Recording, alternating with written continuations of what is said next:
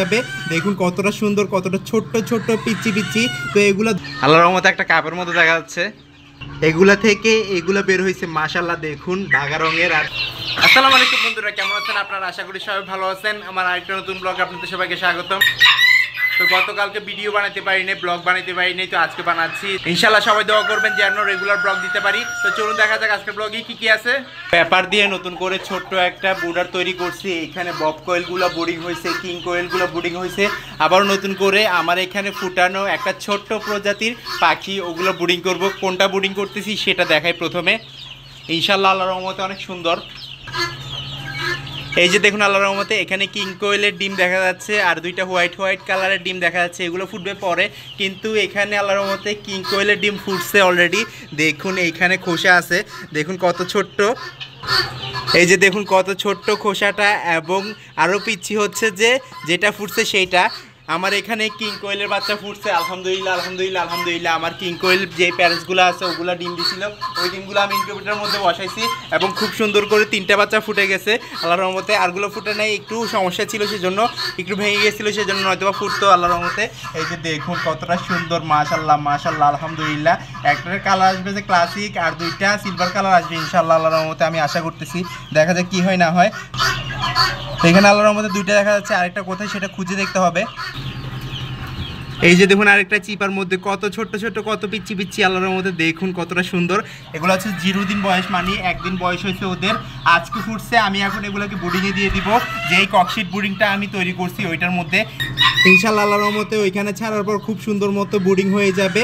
দেখুন কতটা সুন্দর, কতটা ছোট্ট ছোট্ট পিচ্ছি পিচ্ছি। তো এগুলো ধরতেও অনেক কষ্ট হয়ে যাবে, কারণ হচ্ছে যেগুলো বেশি লাফালাফি করে। এই যে দেখুন কতটা সুন্দর করে চিপার মধ্যে চলে আসছে। এদের প্যারেন্টসগুলো আমি দেখাবো। তো গতকাল রাতে 2টা ফুটছে, এখন একটা ফুটছে। তো সবগুলোকে আমি নিয়ে ফেলবো। দেখুন সিলভার কালার আসবে। তো প্যারেন্টসগুলো দেখানোর সাথে সাথে অবশ্যই বুঝতে পারবেন যে কী কী কালার আসবে এই বাচ্চাগুলার। আমি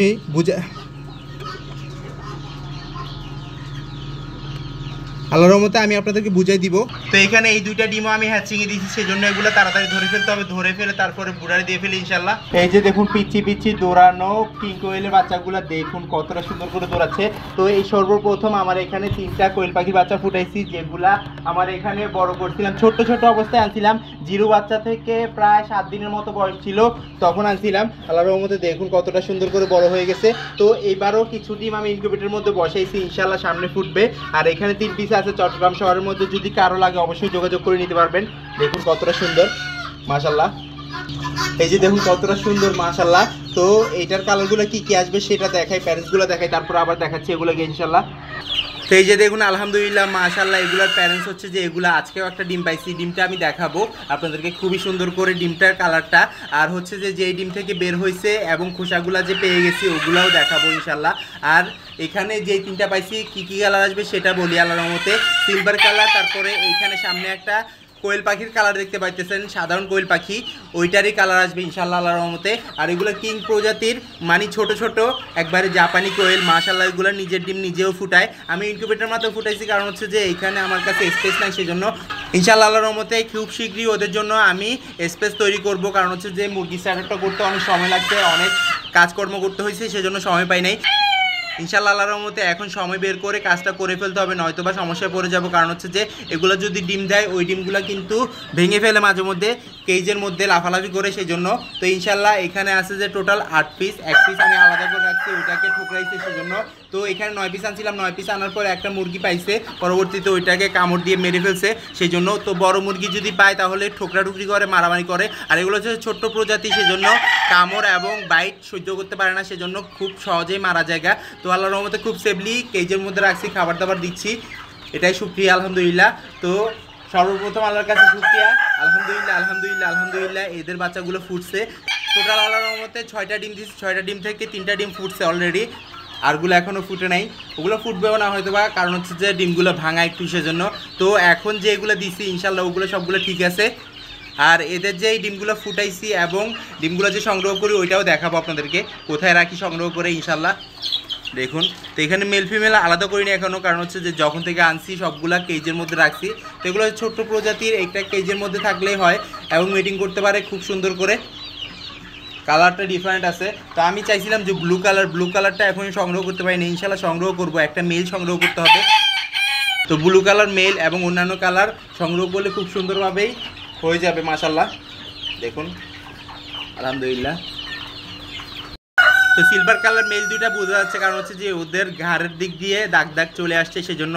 আর ফিমেলগুলো এখন আপাতত বোঝা যাচ্ছে না, ইনশাল্লাহ আমি ফিমেলগুলো ধরতে হবে, কোনটা ফিমেল কোনটা মেল আলাদা করে বুঝতে হবে, নয়তো বা সমস্যায় পড়ে যাবো সেজন্য। কারণ হচ্ছে যে মেল বেশি থাকলে মারামারি করে সেজন্য। আর এখানে খাবার দাবার দিছি, খাবার দাবার খাচ্ছে।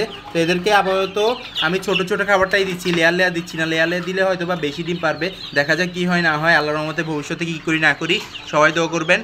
এবং এদের যে ডিমগুলো সংগ্রহ করি ওইটাও দেখাবো আপনাদেরকে। তো মাঝখানে কিছু ডিমও আমি বসাই দিচ্ছি, ওগুলোও জানাবো কোন কোন ডিম বসাই দিচ্ছি আল্লাহর রহমতে। তো সাধারণ কোয়েল পাখির ডিম এবং এমনি কোয়েল পাখির ডিম এবং হচ্ছে যে জাপানি কিং কোয়েলের ডিম সবগুলো আমি একসাথেই রাখি। ছোট যেটা সেটা হচ্ছে যে কিং কোয়েল পাখির ডিম আমি দেখাই আপনাদেরকে। এই যে দেখুন এটা কিন্তু খুব সুন্দর। তো মাঝখানে আমি কিছু বসাই দিছি, ওইটাও দেখাবো। আর এখানে একটা ভেঙে গেছে, এগুলো আমি সরাই ফেলবো, কারণ হচ্ছে যেগুলো ভেঙে যায় ওগুলো সরাই ফেলতে হবে, নয়তোবা এগুলো ইনকিউবেটরে দিলে কখনোই ফুটবে না।